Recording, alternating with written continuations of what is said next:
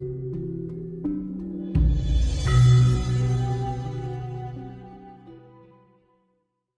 cuma dilihat dengan mata batin yang bisa nembus, dan itu tidak bisa. Tapi juru kunci harus keluar sukmanya menghadap ke ibu langsung. Jadi mereka tuh kan semua istilahnya kami ini dibekalin dengan tanda-tanda. Jadi kalau kami ada lencana. Jadi untuk masuk ke Keraton Kidul tuh ada lencana. Kalau saya ditaruh di tangan kanan dengan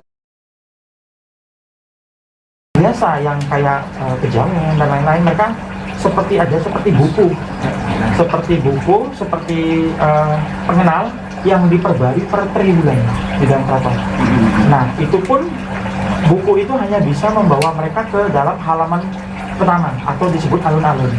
Nah, Keraton Kidul itu alun-alunnya itu ada dua. Setelah tembok besar, ada pintu-pintu banyak. Nah, untuk Keraton Kidul itu bentuknya seperti apa itu ditentukan oleh budaya, agama, dan kepercayaan orang tadi. Dia ngebentuk sesuai dengan orang itu. Misalnya orang Bali, dia kan bilang seperti pura Bali besar dan lain-lain. Itu tidak salah, karena tradisi budayanya, agamanya tuh seperti itu. Tapi kalau misalnya dari kejawen, dia akan melihat seperti ada tembok besar istana yang banyak sekali pintu-pintu. Itu dari tradisi itu. Jadi ada orang juga yang dengan agama lain, percayaan lain, tradisi lain, dia melihat seperti istana yang sangat megah. Itu biasanya umumnya memang muncul seperti itu, mengikuti dengan tradisi budaya apa yang dianut oleh orang tadi. Karena goib itu ngikutin dia. Nah, Keraton Kidul itu sendiri, kalau setelah pintu besar dijaga oleh penjaga itu kita masuk, itu ada alun-alun kiri dan kanan. Nah, dari situ yang biasanya juru kunci akan mengarahkan. Kalau orang yang masuk, kebanyakan tuh ngumpulnya di alun-alun itu. Tidak bisa masuk ke pintu kedua. Nah, biasanya kan ada orang bilang, kok di pantai pas berdoa. Kan kalau tradisinya selatan tuh berdoanya tuh biasanya hanya di Selasa Kliwon dan Jumat Kliwon. Jadi kalau pengusaha datangnya di Selasa Kliwon, kalau orang-orang spiritual datangnya di Jumat Kliwon. Mereka lakukannya cuma dua tradisi itu aja, Selasa Kliwon, Jumat Kliwon. Nah, kalau masuk ke dalam Keraton Kidul itu, alun-alun kiri itu biasanya kita kalau meditasi di pantai itu akan dengar kok suara ada kayak gamelanan dan lain-lain. Itu adanya di alun-alun sebelah kiri. Itu ada kumpulan besar, ada acara gamelanan dan lain-lain, ada juga tari dan lain-lain di situ. Tapi kalau yang di sisi kanan itu biasanya kalau kita Rogo Sukmo masuk ke sana, dia akan nawarin jasa. Mau sakti, mau pusaka, mau kekayaan, itu semua ada. Warganya tuh boleh, warganya Keraton Kidul. Jadi Keraton Kidul tuh Keraton Kidul dan ada warganya. Jadi warganya pun berhak untuk bantu orang dan itu bisa di sana. Jadi kebanyakan misalnya kayak Yogyakarta, keraton di tengah-tengah. Yogyakarta itu adalah wilayah selatan.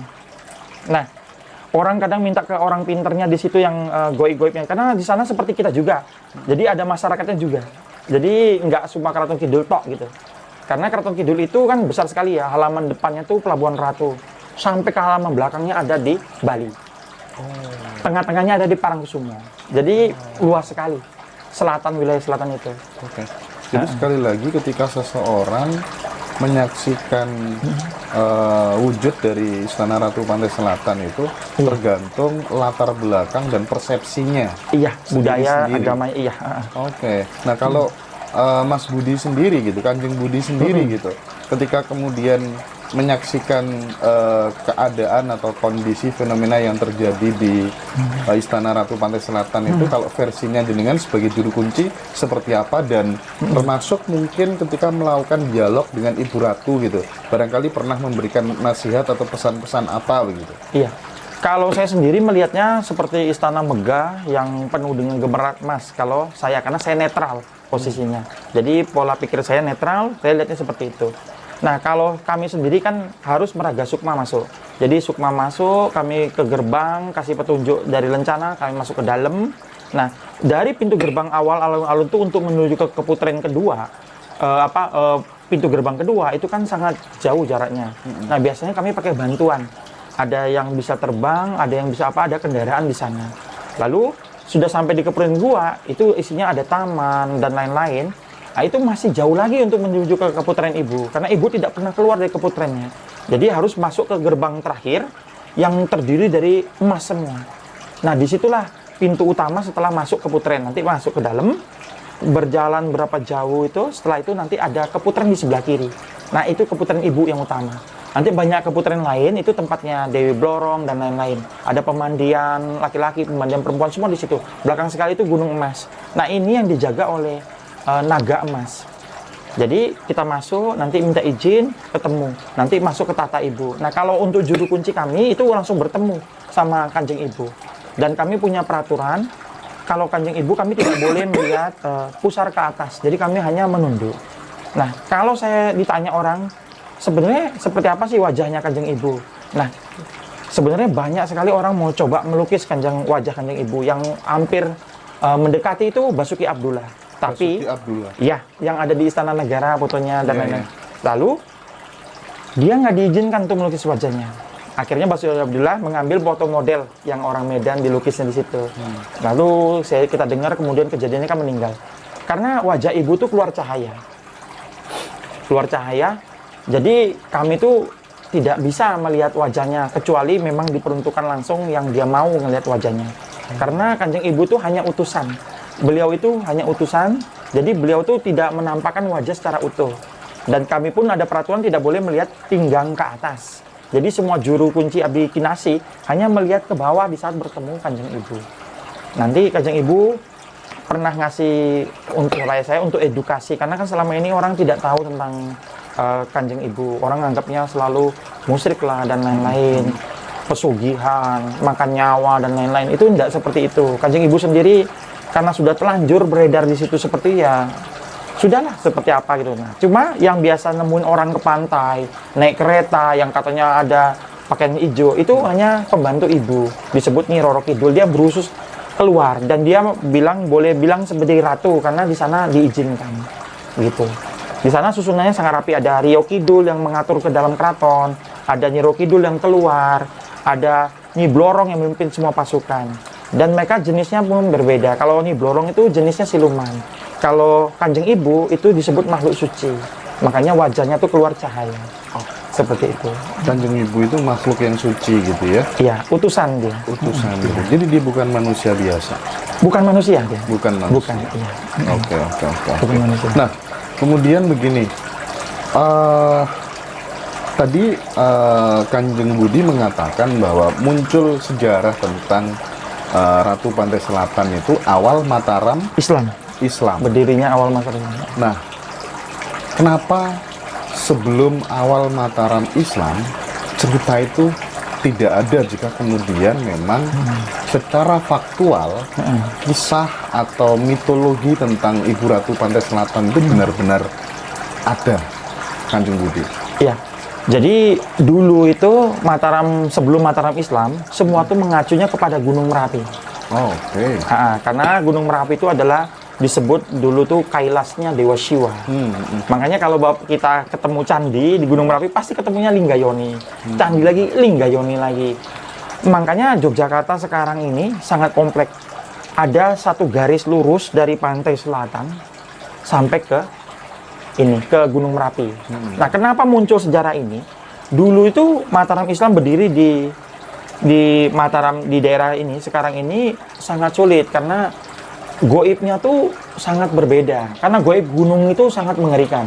Jadi pendiri dulu bertapa keliling. Dari Gunung Kidul dia keliling sampai akhirnya dia sampai di Pantai Parangtritis. Dia bertapa di sana untuk minta restu atau bagaimana untuk bisa menguasai alas ini tadi untuk buka keraton.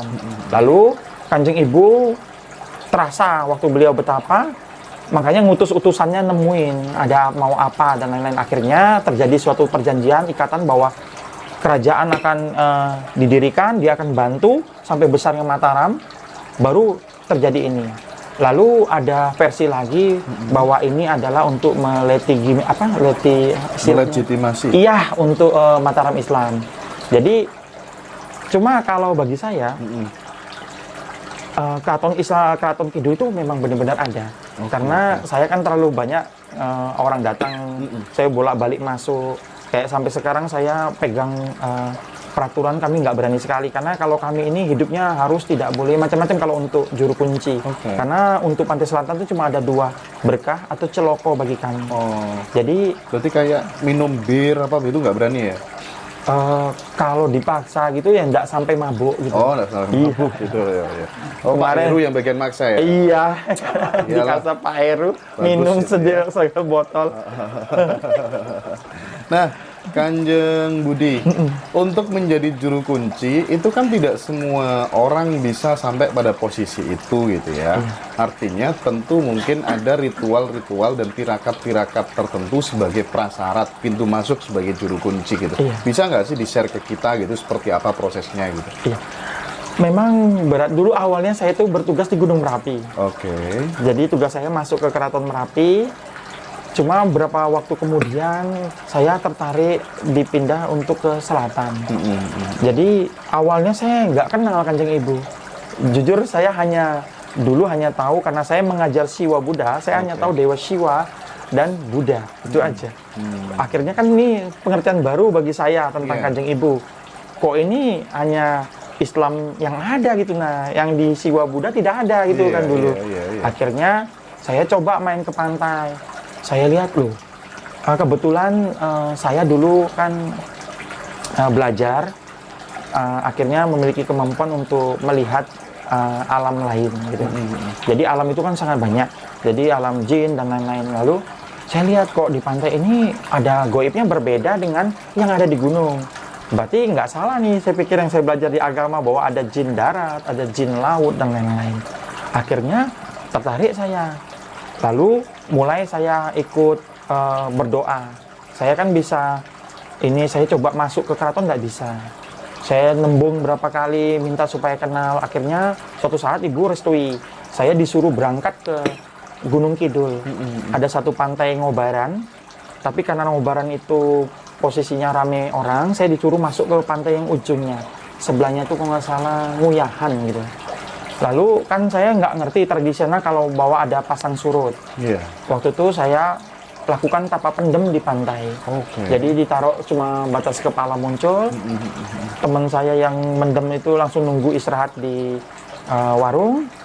Ternyata kami nggak tahu bahwa waktu itu memang mungkin itu kali untuk syarat saya masuk. Tiba-tiba air pasang. Air pasang, wah saya tenggelam. Saya pikir, saya nggak mau mati di sini. Saya pikir Kanjeng Ibu tolong saya, Kanjeng Ibu tolong saya. Dari situlah awal perkenalan saya itu. Lalu Kanjeng Ibu ngutus dewinya, namanya Sekartaji. Dia pakaiannya putih segala macam. Akhirnya saya ditolong, selamat, luka-luka semua, tapi saya selamat dari pantai itu. Semenjak itu saya punya kemampuan bisa berhubungan sama mereka. Nah sebenarnya ada rahasia dari seorang juru kunci, tapi ini saya nggak bisa bicarakan. Jadi baik. juru kunci itu harus ada pendamping dari Keraton Kidul, baru dia bisa masuk total sampai ke keputaran belakang. Oke. Ya, kalau saya kebetulan kan didampingi oleh Sekartaji, gitu. Jadi sebenarnya itu yang kalau diungkap tuh biasanya beberapa tokoh kan marah gitu karena tidak bisa itu dan lain-lain. Jadi karena saya lebih modern, saya jadi bilang bahwa ada pendamping itu yang membawa kita bisa masuk ke dalam. Iya. Gitu. Namanya pendamping itu kan dia seperti soulmate gitu kan ya. Iya, betul. Bisa nggak sih kita sebagai juru kunci melakukan hubungan intim dengan pendamping itu gitu? Ini saya akan sisihin dulu yang ini. Saya bicara tentang kemampuan Rogo Sukmo. Oke. Jadi ilmu Rogo Sukmo Jawa itu ada tingkatan. Ada yang Rogo Sukmo hanya keluar aja, ada Rogo Sukmo yang bisa ngerasa. Kalau dia udah mencapai tingkatan meraga sukma dengan merasa, dia bisa melakukan hubungan apa aja dengan makhluk gaib. Begitu. Baru yang ini saya tarik bisa terjadi. Iya. Ada yang tertarik jadi juru kunci? Sebenarnya bukan juru kunci aja ya. Iya, Semua iya. orang yang melakukan membina diri bisa melepas sukma, bisa mencapai titik merasakan Oke. sukmanya, bisa merasakan, dia bisa melakukan apa aja. Oke. Bahkan merasuk ke orang lain. Pertanyaannya levelnya saya naikkan sedikit. Bisa nggak orang tertentu gitu ya, gus tertentu, pimpinan mursyid torikot tertentu gitu, melakukan hubungan intim itu dengan Bunda Ratu Kidulnya langsung? Kira-kira sebagai juru kunci, bagaimana tanggapan panjenengan? Apakah percaya atau itu sesuatu yang mustahil gitu? Kalau untuk Ibu Ratu sendiri tidak. Tidak. Tapi kalau untuk utusannya bisa. Oh, Jadi saya kasih tahu ini dulu. Ibu Ratu adalah penguasa tertinggi dari sana. Dia punya banyak sekali dewi-dewi Baik. yang boleh mengaku dia di luar. Oh, memang diizinkan? Iya, memang seperti itu. Karena Kanjeng Ibu tidak akan keluar dari keputrennya. Makanya raja kami, Sinuhun Pakubuwono, itu ada satu tempat pertemuan khusus yang disebut Songgobuwono. Songgobuwono itu sudah tidak dipakai saat meninggalnya Pakubuwono, almarhum Pakubuwono 10. Oke. Jadi mereka masuk ke dalam situ, meninggalkan jasadnya di dalam situ, rohnya sukmanya baru masuk ke Keraton Kidul atau ibu sendiri datang ke sana. Nah, jadi Kanjeng Ibu itu utusannya, dewi-dewinya itu boleh mengaku sebagai Ibu Ratu. Makanya lebih dikenal di luar Nyi Roro Kidul adalah Ibu Ratu. Oke. Iya. Di sana banyak, ada Nyi Roro Kidul, Nyi Blorong, Nyi Rio Kidul, Nyi Purnamasari, Nurmalasari, Kumalasari, Mayangsari, Nogogeni, banyak sekali. Bajunya beda-beda. Ada yang merah, ada yang putih, ada yang oranye. Dan dia seperti itu. Sedangkan ibu sendiri bajunya yang biasa beliau gunakan warnanya deep blue. Laut yang paling dalam. Pokoknya kalau Ibu Ratu tuh ciri khasnya tuh bukan kayak muncul ada kereta kencana gitu, enggak. Tapi kalau dia muncul selalu ada emban yang megang bokor. Itu selalu kemana ibu pergi dia tuh mendampingi. Gitu ya? Iya.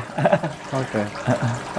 Gini Kanjeng Budi, ketika kemudian kita mendengar banyak kisah gitu ya, ada bapak-bapak yang kemudian katanya menjadi kuli atau dipekerjakan di Istana Ratu Pantai Selatan selama berbulan-bulan dan kemudian bisa kembali ke dunia lagi, ke bumi lagi untuk melanjutkan kehidupan seperti layaknya manusia biasa begitu ya. Kisah-kisah seperti itu menurut Kanjeng Budi real, nyata bisa terjadi atau itu hanya cerita yang tidak bisa dipertanggungjawabkan gitu?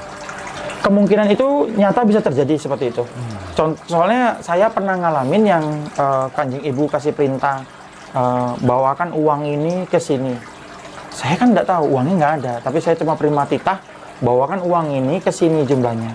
Saya hanya nunggu di rumah. Tiba-tiba orang datang nganterin uang. Jumlahnya sama dan saya antar ke sana. Jadi hal yang seperti itu pasti terjadi. Karena yang hal ini aja gampang terjadi. Pernah dikasih emas banyak waktu itu, koin-koin emas. Itu disuruh buang ke pantai Ngobaran sekian. Enggak, itu cara memberitahunya Kanjeng Budi gimana ceritanya gitu? Kalau saya masuk ke dalam. Saya masuk ke dalam kan ketika ngadep. sedang meditasi gitu? Iya, sukmanya keluar. Oke, sukmanya keluar. Sukmanya keluar. Jadi pokoknya kalau mau ngadep ibu tuh harus sukma keluar, bukan pakai ngelihat itu enggak. Oh iya. Jadi Malam sukma, hari kah? bebas. Kalau sukma keluar tuh bisa di waktu kapan saja. Sambil ngobrol gini juga sukma bisa keluar.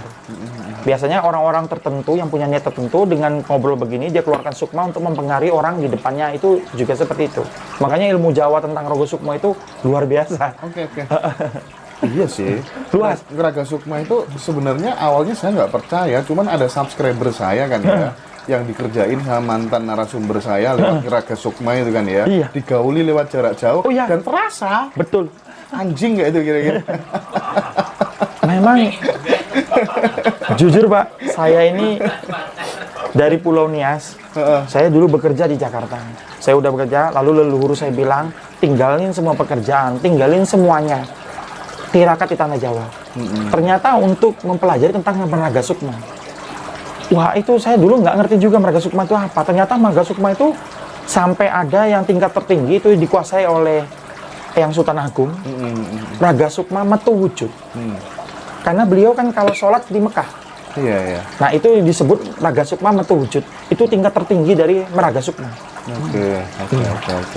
Nah, saya tertarik ya. Mungkin terakhir ini segmen ini terakhir. Nanti obrolannya kita lanjutkan agak malam karena ini bakal seru banget ya. Oke. Nah, Kanjeng Budi saya tertarik tadi ya. Perintah-perintah yang diberikan Kanjeng Bunda Ratu Kidul tadi kepada Kanjeng Budi pada saat Ngeraga Sukma dan itu kemudian terjadi real dalam kehidupan sehari-hari. Itu apa saja? Bisa nggak di-share itu? Iya, misalnya contohnya begini. Waktu itu Kanjeng Ibu bilang akan memberikan koin-koin dinar emas untuk dibagikan ke kiai, ke tempat tertentu, juru kunci, dan dilempar ke laut. Dan untuk saya sendiri hanya dikasih beberapa keping. Itu setelah saya bilang sendiko Gusti, saya keluar kembali ke itu. Saya tidak pernah pikirin bahwa ibu tidak akan bohong gitu. Saya hanya nunggu aja. Setelah 2 hari kemudian ada orang yang telepon, Kanjeng Budi, saya mau nganterkan ini karena saya dimimpiin, suruh bikin ini, saya mau nganter ke rumah. Saya tinggal terima. Habis itu saya akan bagikan langsung ke Manaim 7. Karena kan juru kunci itu kan hanya ada 2, berkah atau ciloko. Kalau kami berani bermain di situ, kami ciloko. Oke. Iya. Jadi akhirnya bagi selesai semua sesuai dengan jatah yang saya ambil buat saya. Seperti itu. Jadi semua di dalam kunci pasti tidak berani menyalahi perintah dari dalam. Oke. Nah, nanti agak malam kita akan bicara soal ya termasuk pesugihan, ya kan? Iya. Terus kemudian nanti sesajen, terus pejabat-pejabat yang sering kesana, gitu kan ya, mitos baju hijau, gitu ya. Oh, Jadi iya. nanti kita akan Oke. kaji lebih dalam lagi ya Kanjeng Budi ya. Terima kasih atas waktunya, Iya. teman-teman, karena kita ada tamu lagi. Gitu. Sampai ketemu nanti. Oke, Kanjeng Budi. sampai ketemu. Makasih ya. Rahayu, Keren rahayu, ceritanya, rahayu. Sebenarnya, cuman tak lihat kok. Kok banyak wanita-wanita ya di pinggir-pinggir laut, Iya, gitu banyak kan sekali. ya. Infonya sih. Oh, Tapi saya mau sampaikan satu Pak ya. Tadi kan kita ngomongin pesugihan. Tapi ada satu yang orang nggak tahu namanya doa berkah. doa berkah. Memohon berkah. Oke. Nah, kebanyakan pengusaha dan pejabat itu lakukan permohonan berkah. Permohonan berkah itu kepada ibu.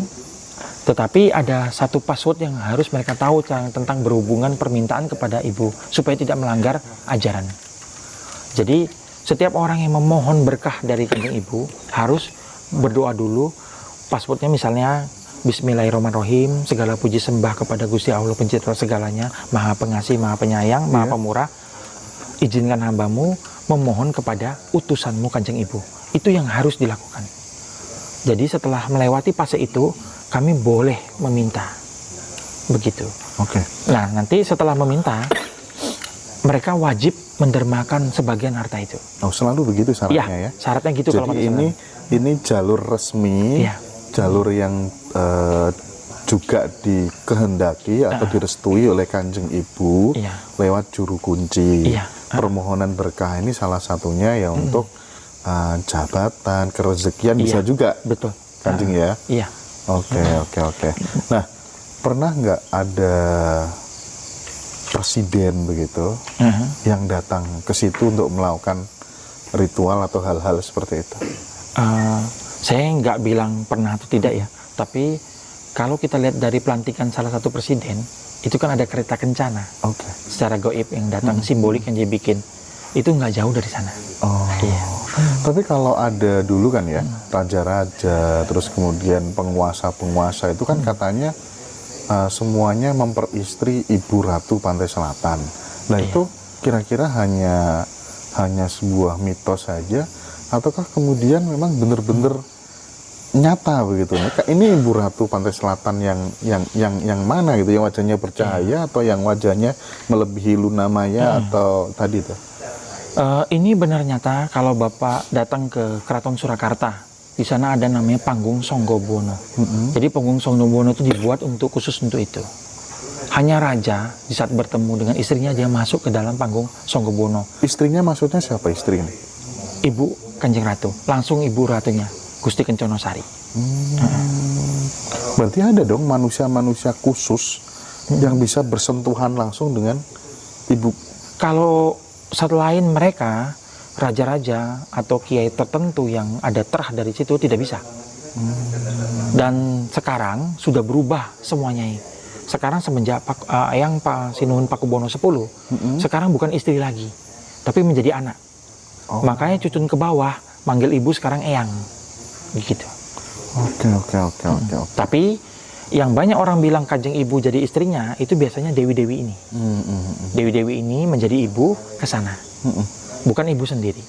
Kanjeng Budi, pengalaman mistis atau tidak masuk akal apa yang susah dilupakan selama menjadi juru kunci di Pantai Selatan dari Keraton Surakarta? Iya.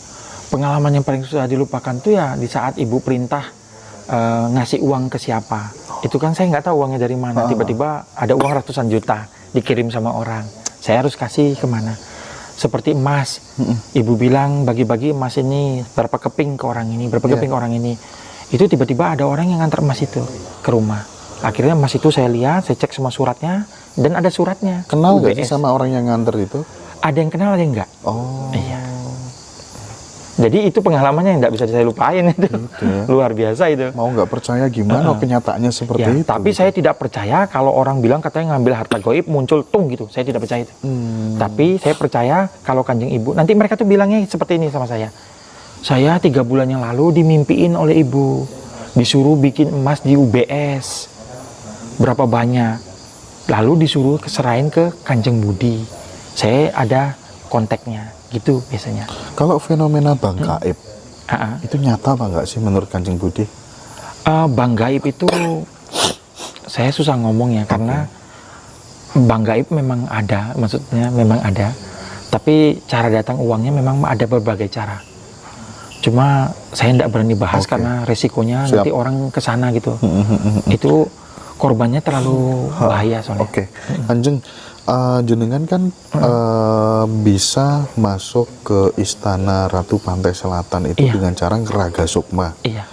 Apakah benar di sana itu juga ada yang namanya rapat gaib bersama Ratu Pantai Selatan dan lain sebagainya? Itu beneran ada nggak sih? Benar ada. Pernah nggak sih ada juru kunci yang diundang begitu? Iya. Waktu bencana gempa Jogja, kami dipanggil masuk semua.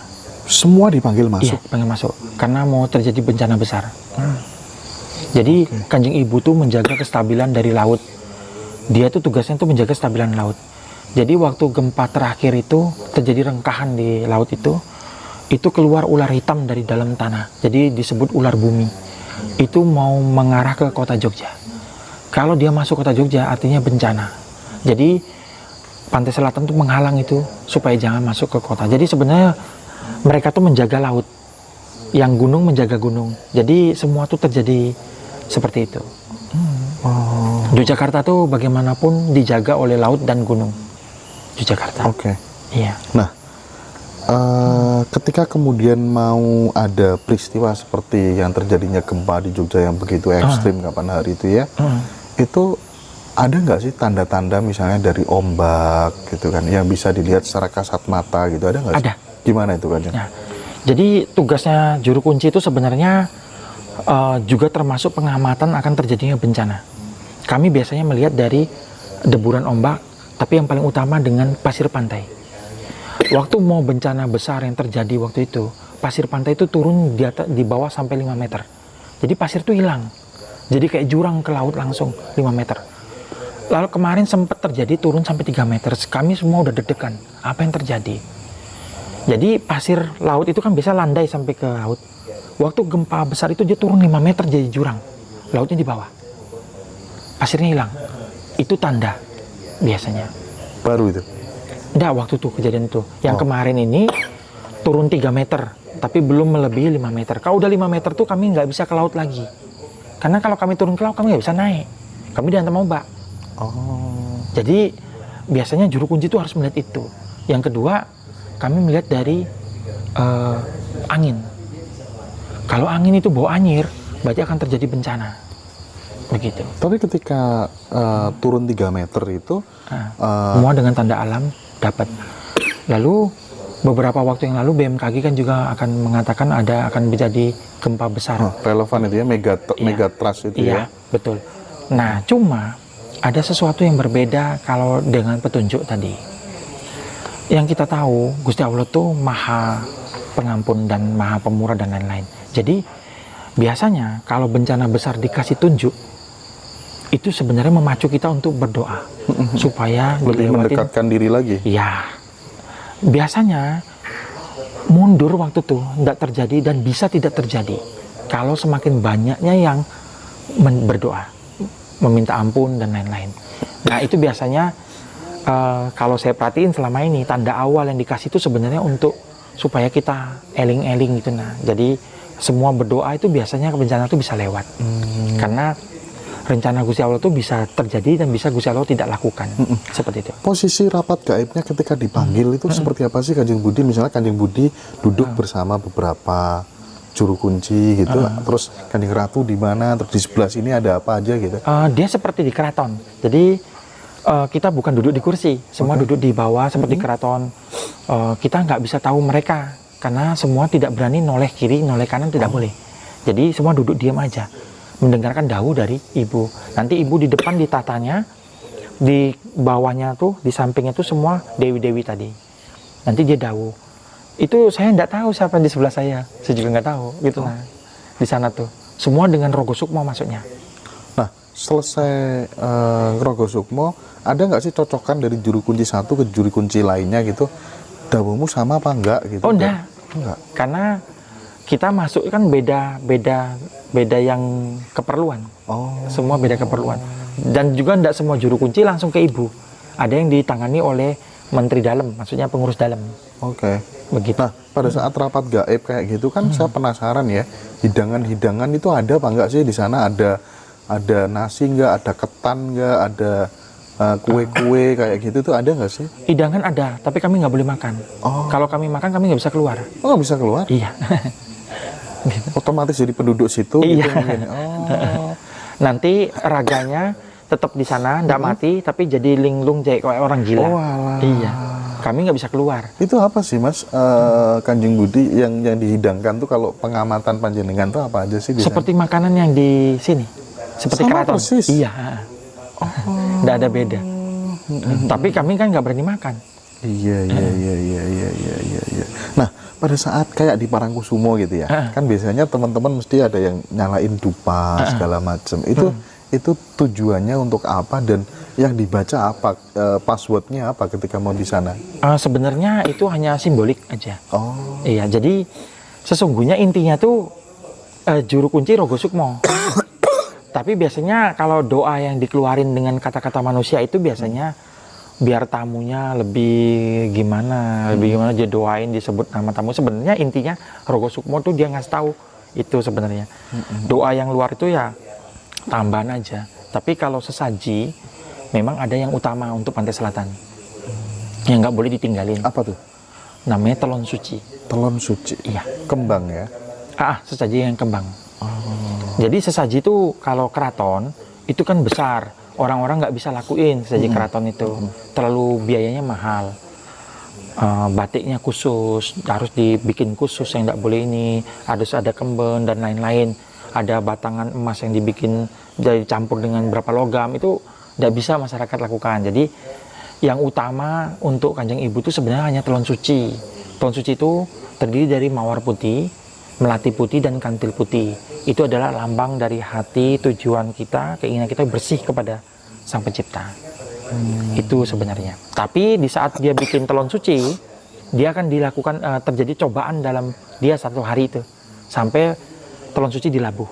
Nanti dia akan dicoba tentang emosinya, apanya. Biasanya ada yang lulus, ada yang enggak. Iya. Kalau nggak lulus ya nggak jadi labuhan. Iya. Gitu.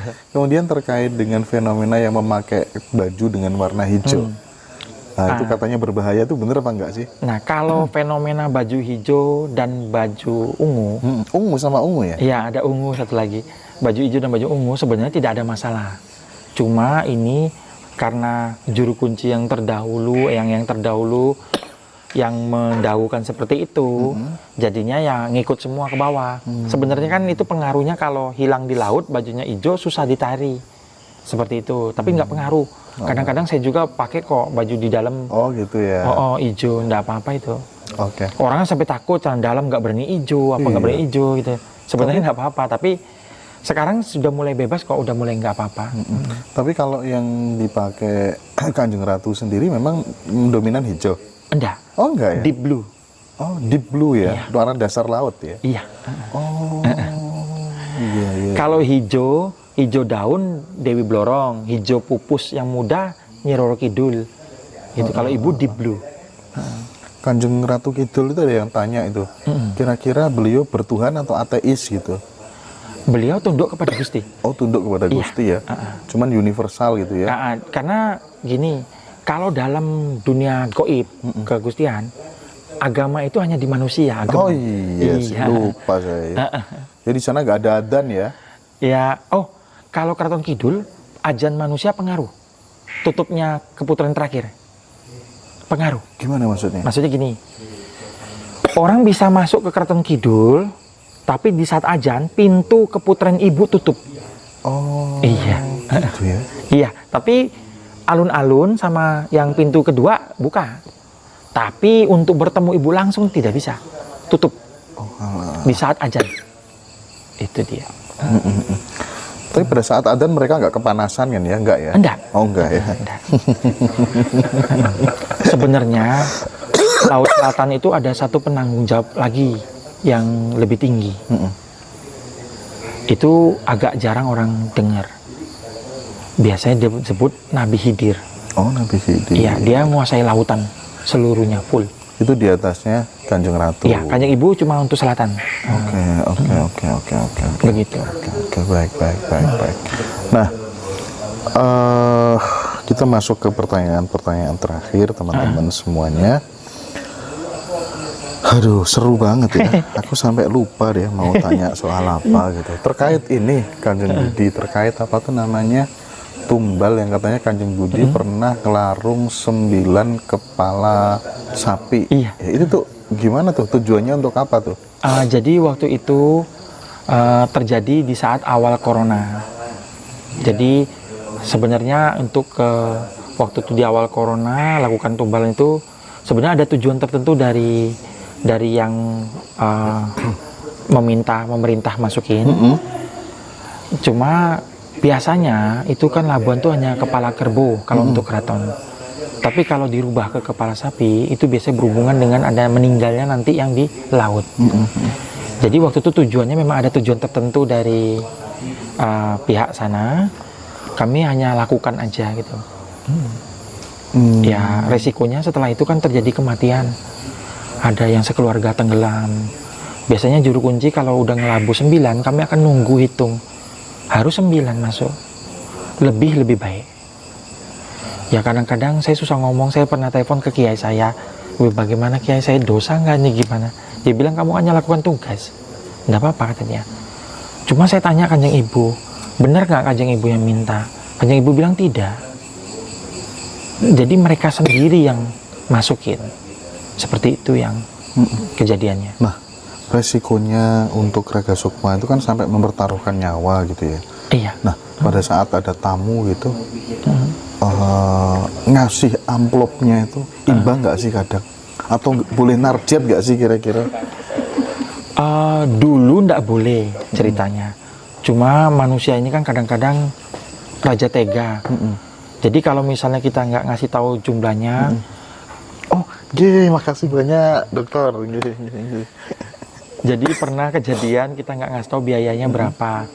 Dia pulang hanya ngasih kami 50.000. Jadi dia nggak tahu menyan itu yang satu kotak, satu petakan gini aja udah 5.000. Sekali dia masukin udah habis menyannya. Terus anak-anak yang bekerja kan ada uang makan, nggak bisa kita bayar jadinya. Jadi sekarang memang saya udah tentuin untuk masuk gaji anak-anak. Jadi saya masukin gaji anak-anak, saya bilang jumlah sekian, mereka biasanya ngasih. Tapi kebanyakan kita dikasihnya lebih memang dari mereka. Karena mereka kan senang, termasuk derma sodako ke kami itu jatuhnya. Seperti perintah sana, jadi mereka lebih ini. Jujur, kalau mereka yang kedoa ke sana, biasanya kami memang dikasih rezeki banyak dari mereka. Oh gitu ya? Iya, seperti itu. Tapi juru kunci juga hidupnya nggak pernah kurang kok. Oke. Apalagi yang datang pejabat atau artis gitu ya? Iya, seperti itu. Jadi mereka memang, tapi susah Pak kadang-kadang kalau artis ya Pak, karena manajemennya yang ngatur Pak. Oh gitu ya? Jadi manajemennya tuh kadang-kadang motong-motong juga. Iya. Iya. Tapi by the way ya, aku ketika melihat Kanjeng Budi itu teringat dengan sosok Siddhartha Gautama gitu ya. Itu perawakan rambutnya, kepalanya gitu kan ya. Atau memang terinspirasi atau gimana tuh? Jadi enggak. Dulu saya itu kan bekerja di Jakarta, lalu leluhur saya bilang tinggalin semua, tirakat ke tanah Jawa. Lalu saya mencari jati diri. Jadi saya kan dikasih tahu guru saya, tidak boleh lewat umur 40, kamu susah nanti menemukan jati diri. Saya lakukan meditasi, tenangin diri untuk mencari siapa saya sesungguhnya. Kenapa saya hidup, dan tujuannya apa. Akhirnya suatu saat saya lihat diri saya tuh ada di antara banyak biksu. Saya duduk di bawah. Lalu saat itu saya lihat yang duduk di atas tuh seperti Siddhartha Gautama, Buddha. Dia nyampaikan ajaran. Akhirnya saya baru tahu semenjak beliau manggil nama. Saya baru tahu bahwa diri saya dulu Ananda namanya. Salah satu murid dari 10 muridnya Sang Buddha. Setelah saya tahu seperti itu, mengikuti ini jadinya. Saya nggak bisa lagi rambut panjang. Perawaan orang sudah manggil kok kayak biksu. Itu mengikuti setelah jati diri saya ketemu. Dan saya tahu sekarang tujuan hidup. Makanya saya hanya jalani. Saya punya uang, saya beli makanan. Saya kasih yang keluarga seperti yang saya, wajiban saya. Itu aja. Nggak ada yang lain-lain saya mau. Baju, semua dikasih orang. Jadinya nggak pernah khawatir gitu. Kanjeng Budi, ketika kemudian ada orang penasaran, dia pengen membuktikan bahwa entitas gaib di pantai selatan, event itu di Parangkusumo atau kemudian di wilayah yang lainnya begitu, itu benar-benar ada dan nyata, dan dia percaya, punya keinginan bisa melihat. Itu bisa nggak sih juru kunci membantu, memfasilitasi dengan password khusus yang kemudian akhirnya dia bisa, oh ternyata realitas dari entitas gaib itu benar-benar bisa dirasakan, bisa dilihat gitu bagi orang awam yang pengen. Itu ada nggak sih? Bisa. Jadi contohnya gini, waktu itu ada datang seorang penulis peneliti dari Swiss, seorang warga Eropa, warga Swiss. Dia tidak percaya Tuhan, dia tidak beragama. Dia ingin tahu tentang Ibu Ratu Selatan. Dia mau nulis buku. Jadi dia datang dibawa sama penerjemahnya. Dia bilang, saya tidak percaya Tuhan, saya tidak percaya agama, tapi tolong jelaskan tentang siapa Kanjeng Ibu Ratu. Apakah dia seperti yang kami Eropa sebut, Queen of Mermaid, katanya. Saya bilang, oke. Saya tanya, dia percaya apa? Dia bilang dia hanya percaya tentang energi, partikel energi. Semua dari partikel energi. Akhirnya saya dawuh ke ibu, orang bule datang. Mau tahu ibu bagaimana caranya? Ibu bilang, kasih tahu dia, saya akan datang melalui angin yang menerpa dia, air yang akan menyentuh dia. Lalu saya bilang, Pak, Kanjeng Ibu itu adalah energi yang dari Samudera Selatan, energi positif yang dari Samudera Selatan, yang menerpa semua yang di laut dengan kegunaan positif dan negatifnya. Akhirnya dia mengerti. Lalu dia bilang, saya mau labuhan, saya kepengen tahu apa rasanya, bagaimana ngerasanya, bukan cuma bicara aja. Akhirnya orang bule tadi labuhan, dia duduk di pantai dengan kursi dengklek karena dia nggak bisa duduk di bawah. Lalu saya bilang, tunggu angin datang, tunggu ombak datang, nanti disitulah dia akan memberitahukan kepada Anda siapa dia. Jadi saya hanya ngasih tahu seperti ibu perintah aja. Dia duduk, dia kena angin, dia kena air, dia diam. Akhirnya kami harus bangunin dia supaya keluar dari pantai, udah selesai. Dia nggak mau. Dia bilang, saya merasakan. Dia bilang. Jadi kami hanya bisa bilang seperti itu. Tapi kalau orang lain bisa kita bantu dari kami lihat bakat orang itu dulu. Bakatnya ini bisa, kami akan bukakan mata batinnya. Kami buka indera perasanya, baru dia bisa ngerasain. Caranya membuka mata batin gimana, Kanjeng? Sebenarnya mata batin itu tuh tidak tertutup, sudah terbuka dari lahir. Cuma karena mereka bersekolah, logikanya naik. Jadi sebenarnya untuk melihat goib itu hanya mengatur tentang logika dan perasaan, persentasenya aja. Kalau mau lihat goib, logikanya diturunin, persentase perasaan dinaikkan. Kalau mau bekerja, perasaan diturunin, logika dinaikkan. Itu aja. Tapi kami biasanya bantu-bantu doa untuk memasukkan sugesti keyakinan kepada dia. Seperti itu. Jadi doa itu untuk sugesti keyakinan. Nah, teman-teman tuh pada banyak yang nanya soal batu yang dipakai itu loh, di jari itu loh. Itu batu apa, harganya berapa gitu? Ini batu bacanya Pak Heru. Oh, batu bacan. Ya, bagus. Kalau seperti ini pasarannya sekitar 50 jutaan. Waduh, Pak Heru. Ini bacan doko. Pak Heru kan? Nah, itu Pak Heru. Bacan doko. Saya cuma dipinjemkan. Iya. Fokus bacanya katanya, pada yang fokus bacannya. Jadi ini lagi dalam perawatan, jadi saya pakai karena bacan ini batu hidup, dia harus kena panas tubuh manusia. Terakhir, apa yang sekali lagi ingin ditegaskan, diedukasi oleh Kanjeng Budi terkait dengan sosok mitologi yang ada di yang ada di pantai selatan, yang mau diluruskan soal apa saja terakhir untuk menutup perjumpaan kita ini, dan yang final adalah apa yang bisa dilakukan teman-teman lewat juru kunci gitu supaya tidak ditipu sama juru kunci yang palsu gitu. Kira-kira apa saja yang bisa dilakukan yang positif-positif yang berkaitan dengan kerezekian dan keberkahan hidup gitu. Silakan. Iya. Jadi yang saya mau luruskan itu bahwa yang didengar cerita selama ini Pantai Selatan itu ya tidak sepenuhnya benar. Kanjeng Ibu sendiri tidak melakukan hal-hal yang seperti tadi, tapi warga goib yang lain yang biasanya melakukan selalu bawanya ke Kanjeng Ibu. Yang kedua, Kanjeng Ibu itu hanya menjaga titipan yang Gusti Allah taruh di sana. Jadi harta melimpah yang di sana. Itu kenapa beliau diizinkan untuk menyalurkan harta itu dengan cara orang itu harus meminta ke Gusti dulu baru ke Kanjeng Ibu. Itu syaratannya. Lalu yang kedua, kalau misalnya orang datang ke sana harap lebih baik hati-hati karena penipuan sangat tinggi. Jadi lebih baik menggunakan jalur juru kunci yang sah. Dari Yogyakarta ada 13 orang, dari Surakarta ada berapa orang, atau guru-guru yang bisa dipercayai. Karena penipuannya sangat tinggi di Pantai Selatan, seperti itu. Jadi tetap semuanya tuh di bawah kendali Gusti Allah. Tidak ada yang lebih dari itu. Iya. Parangkusumo sama Parangtritis bedanya apa sih versinya Ibu Ratu? Sebenarnya itu Parangtritis semua. Disebut Parangkusumo karena itu dulu tempat bertapanya dari Trahkusumo. Jadi disebut Parangkusumo. Iya. Parang itu kan pantai. Iya. Baik, jadi terakhir untuk memanfaatkan apa tuh namanya juru kunci yang resmi tadi, itu untuk keperluan apa saja Kanjeng? Bukan pesugihan kan? Oh bukan. Oh bukan. Kalau juru kunci resmi dia tidak akan lakukan pesugihan, tidak boleh. Kalau pesugihan itu biasanya ke dukun-dukun yang lain. Oke, kalau ke yang resmi apa yang bisa dilakukan teman-teman? Doa berkah. Doa berkah. Memohon berkah. Jadi memohon berkah tuh berkah itu bisa turun, bisa tidak.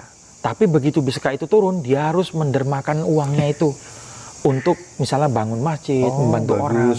Tapi kalau tidak, dia akan dapat ciloko. Jadi kalau dia udah terima berkah itu, kalau dia nggak lakukan kewajibannya, langsung terjadi hukum ciloko. Gitu. Nah, pengakuan dari pasien-pasiennya Kanjeng setelah melakukan doa berkah itu rata-rata gimana? Bisa nggak di-share sedikit? Oh iya. Jadi seperti contohnya ada kemarin tuh ada kasus dia bermasalah dalam rumah tangga. Dia udah stres, dia datang ke selatan, dia minta tolong. Saya bilang, minta tolong itu kan kepada Gusti tapi melalui utusannya. Oke. Jadi sebenarnya saya jelasinnya gini. Misalnya Kanjeng Ibu tuh kayak Pak Jokowi. Saya ini petani. Saya mau minta tolong Pak Jokowi untuk pupuk.